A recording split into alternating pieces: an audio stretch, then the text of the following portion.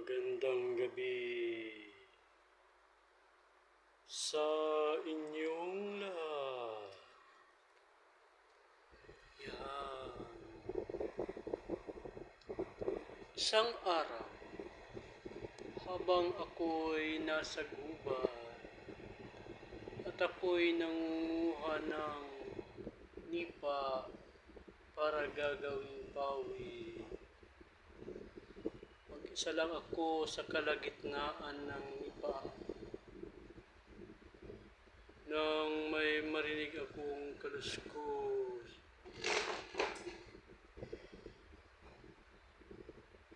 Nang aking lumunin sa aking bandang likuran, ay wala naman akong nakita na kung anumang anino. Ngunit ang aking balahibo ay tumindig at ako'y biglang kinabahan. Habang ako'y gumagawa at kumukuha, nagpuputol ng mga nipa, iba na ang aking naging pakiramdam. Sa katirikan ng araw sa katanghalian, wari ko ba mayroong mga matang nakatitig sa akin? Para bang nanlilisik ang mga mata? Ngunit wala naman akong makita sa paligid.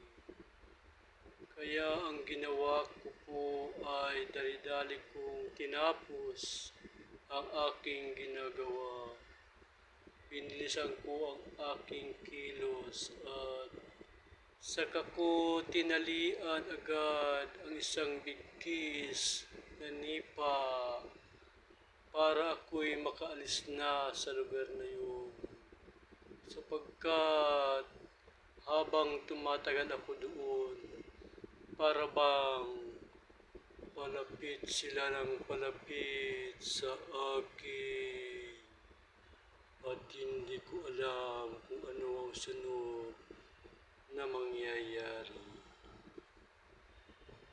Kaya dagli kong binuhat ang nipa at naglakad ng mabilis kahit na magkatinik-tinik ang aking mga paa at magkalubog-lubog sa putikan.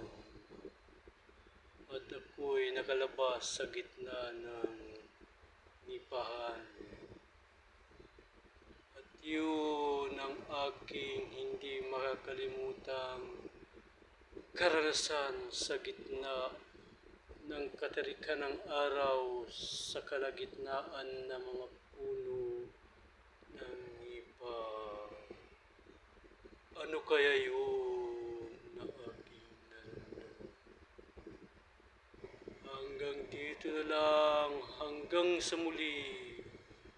Huwag niyo po kalimutan mag-subscribe, share, subscribe, comment sa ating video. Maraming salamat po. Magandang gabi, bayan.